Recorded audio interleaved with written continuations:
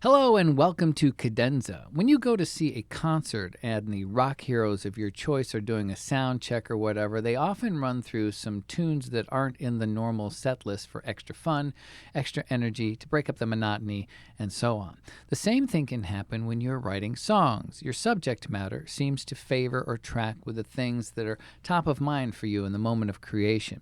If you're feeling happy, you are likely to conjure more upbeat tunes and positive messaging.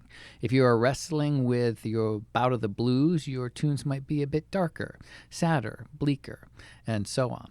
After a writing session where you worked on a piece or a number of pieces, or if I'm stuck or I'm just noodling around, I think I ought to do something. I need to do something to change things up, to cleanse the palate, to shift gears, to get out of or to avoid a potential rut, to stay fresh. Sometimes there is very little intent in how these tunes get developed, and they start as noisemakers that fill the space while you focus on something else. Many people consider what comes of these sessions throwaways, or if you are more famous, rarities or obscure B-sides. They can make your audience wonder what might have been going on at the time you conjured such a tune for it to end up being so fairly disconnected from the bulk of your catalog. But they are songs nonetheless, and some of them can be a load of fun to flesh out, just to see where they might end up. Way back when, I had a reel-to-reel recorder that I would use to make stuff on. It allowed me to record multiple tracks, adjust speeds, and actually splice tape with a razor blade for edits. Very old school. There were times when I used it a lot and times when it just sat over there doing very little because I was working on something else for a while. Each time I went back to use it, I felt obligated to run it through the paces to make sure it was working well and that I remembered how to use it and set it up right for what I wanted to do. It helped. Back in 1982, I was going through one such setup and had amassed a pile of songs of the earlier tunes I'd finished writing that I wanted to record demos of. To this point, they were on various pieces of paper and had never been formally recorded. As I went about rewiring the mixer and adding the mics and such, my test tune wasn't anything that I had prepped, but just something I would mumble into the mic to check levels and balance and all that. It was all analog, and I was forever on the journey of making better, cleaner recordings with the gear I had available to me. I was rarely happy with the sound of my songs for one reason or another, and that played a part in my resistance to sharing any of my music with others. It was a struggle to get past that, and I probably still struggle with that today. More modern methods helped me take some of that pressure off myself, at least to the point where I could get better sounding demos and sharing felt more comfortable. It's an uneasy comfort, and I still strive for better recordings, but hey, life is short, right? All to the point, through that process I created what seemed to be a fairly reasonable, lighthearted little number that ended up being fun to play around with. I think the only recording I have of the full song is from that session.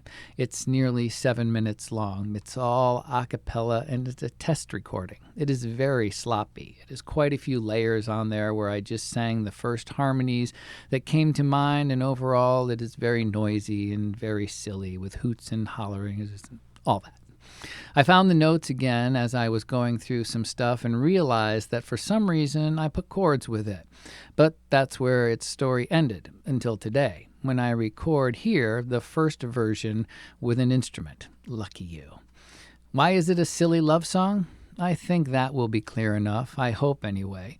But if not, it kind of reflects the ease at which we throw around the word love, possibly diminishing its value. Maybe. Who knows? If you have any thoughts, feel free to leave them in the comments. Until then, let's explore true love. I love an Oreo, it's chocolate and good. I love my stereo, 'cause I love my music, love to drive my car. I love to go fast, I love to travel far and never come back. I love my brand new shirt, a breathable cotton. Got a dozen books that I love to read. I love to laugh a lot, and I love the movies, love the nightly news. So I watch TV. All these things are love because they move me. They touch me in a very, very special way. Love is not a word that I take lightly, so you know I mean it when I say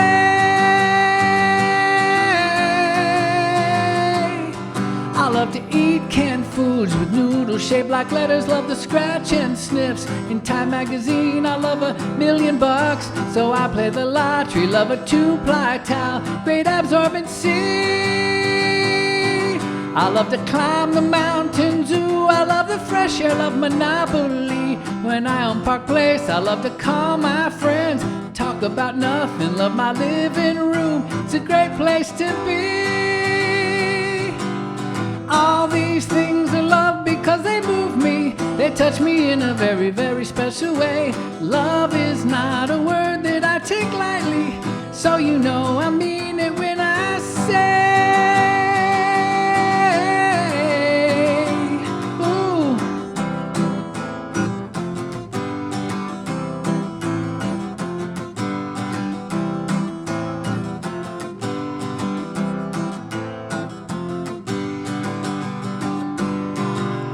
all these things I love because they move me. They touch me in a very, very special way. Love is not a word that I take lightly, so you know I mean it when I say I love you, I love you,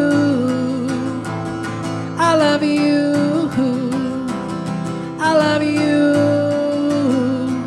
I love you, I love you, I love you, I love you. Until next time, play freely.